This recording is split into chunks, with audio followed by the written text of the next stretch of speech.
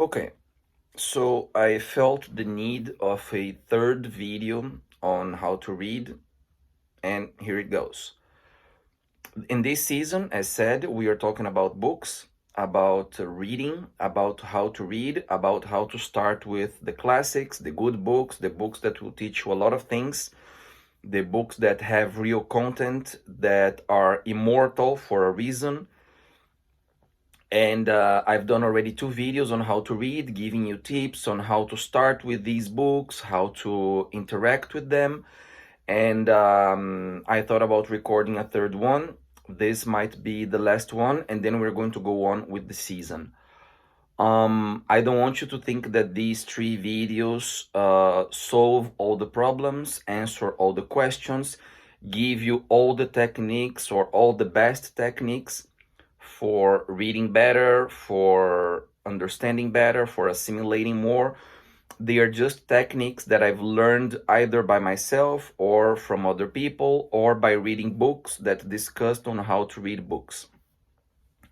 And I thought about collecting them in these 3 videos, and I really hope they will be useful to you and they will help you start your reading journey and reading better if you already read, and assimilate better what you're reading. So the first one goes for those people who have difficulties on sitting, staying still, and concentrating on a book because they are either hyperactive and after 10 minutes sitting they already want to move and do something, or for those people who after 3 minutes reading they fall asleep, their eyes get tired, and they cannot concentrate for whatever reason. I think you should try sometimes when you are reading to read out loud, literally out loud, as if you were talking to someone, as I'm doing now, talking. You should read what you're reading out loud, not for yourself as we normally do. And I'll tell you more. Depending on the occasion, depending on how much freedom you have in your house, if you live with other people and so on, if you don't bother them, you should move while you're reading. Either you should stand, take a couple steps, as if you were thinking, as if reading was a process of thinking for yourself, as if you were thinking, meditating about what you're reading. So you move a little bit, you take a couple steps, and you come back while reading out loud what you're reading. And if by any chance you get lost, you do like I said, if I'm not wrong in the first video, you just restart the sentence, the page, the chapter, whatever. You just restart, because of course you want to read out loud, but you want to be concentrated on what you're reading. You want to be paying attention to what you're reading, in order to not lose the context, in order to not lose the trail of what you're reading. So reading out loud might help above all the people that I said get tired very easily fall asleep, or are hyperactive. But it can also be a method, a technique for anyone who wants to read and is having difficulties, is having problems with concentrating, with absorbing the content, or whatever the case. It's for everyone, and for all kinds of people. I just believe that it might help specific kind of people because of difficulties and issues that they might have while reading. Second thing that I want to suggest you, it's something that it's a very, very ancient technique. Ancient Greeks would do it. People in the Renaissance would do it, and other people did it throughout history, which is the idea of associating what you are reading with images, associating what you are reading with an idea that represents it. And maybe this idea is an image, is a picture, is a scenario, is whatever you want to create in terms of imaging in your mind, that represents what you're reading, that represents that idea that you're trying to capture from that chapter, from that sentence, from that book, or whatever. Lots of philosophers, lots of poets, lots of people who wrote literature, above all the classic ones, of course, they used this technique. They learned this technique from the ancient Greeks and from other cultures that also developed those methods. and they used it to build, I don't know, let's call them imagery bibliotheques in their heads, bibliotheques of images, so to say, archives of images in their heads that represented a book, an idea, a sentence, the core subject of a book, a chapter, whatever you want. But sometimes associating ideas, images, um, whatever picture you want to build, a small scenario that represents something that you're trying to understand or memorize can help you. Some people are extremely visual. Some people are able to only remember things if they associate them with a sensation, with an image, with a scenario, with a whole little movie in their heads. And there is nothing wrong with that. I particularly don't go for that. I particularly, for some reason, I am able to memorize ideas, sentences, and sometimes I even remember small details about the books. Maybe because I like them too much, maybe because I'm used to read a lot, or I don't know, but I don't have that problem. So I don't use images for myself, but they can be useful for you. I don't know, maybe it will be a technique that will help you memorizing some idea or some sentence or some chapter or a whole book or whatever.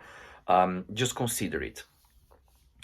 The other thing that I want to tell you is not exactly a technique, but I think it has a huge influence, above all in our times of multitasking, of doing 1,000 things at the same time, watching a movie while working, while being on the phone with someone, while replying to WhatsApp and text messages and so on. But when it comes to reading, I don't think that is very useful. I don't think that it works a lot. Above all, to retain ideas, above all, to retain sentences, above all, if you want to remember passages of books. I remember meeting a teacher and having lessons from him, that he was a seminarist. What does it mean? It means that he worked for a long while as a copyist, no, just copying books, making copies of books, translating books, and he spent hours and hours reading and in a specific environment, so to say, dedicated for reading. And in his case, because he studied theology as well and history of religion besides philosophy and other things, in a religious atmosphere. I'm not saying that you need it. I'm just saying that this was the ambience, the environment in which he was. So he was surrounded by books all the time and by people who were talking about the books.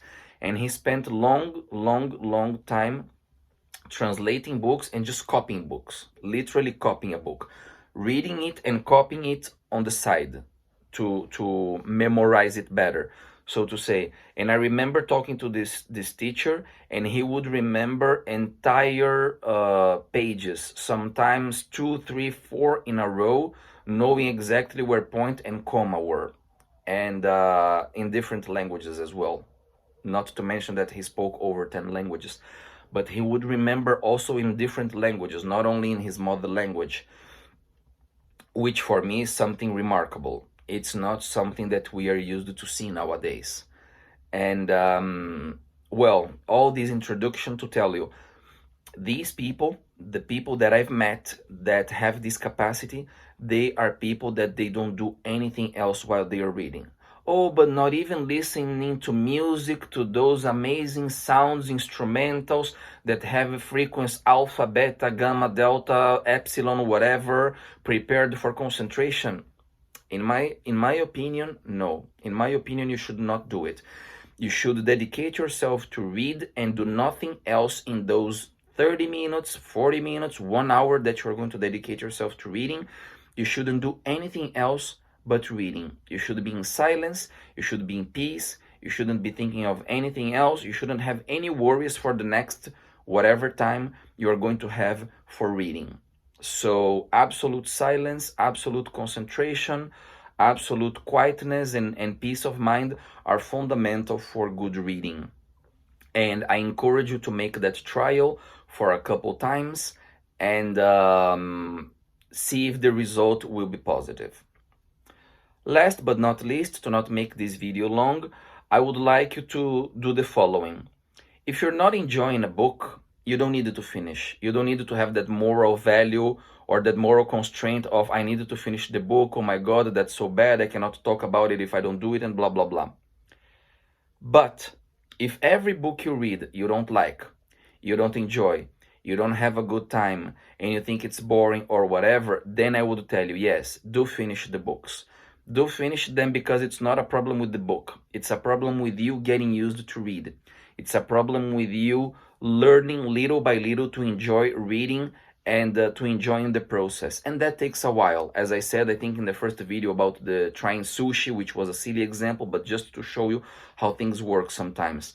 So if you're starting your journey on reading and you're having difficulties in finishing books because you find them all boring, and you are reading the good books, the classic ones, the ones that I'm going to start mentioning in a couple episodes in this season, and you simply cannot finish them, then I think you should definitely finish them. Start by the little ones, 100 pages, 150, and finish them. I think that's it for tips on how to read. As I said, there is much more that you can explore. This is not the ultimate guide or the holy grail or the truth or whatever. These are just some pinpoints. And we're going to continue now with the rest of the season and the other things that I wanted to talk about books. Hope to see you soon, and stay safe.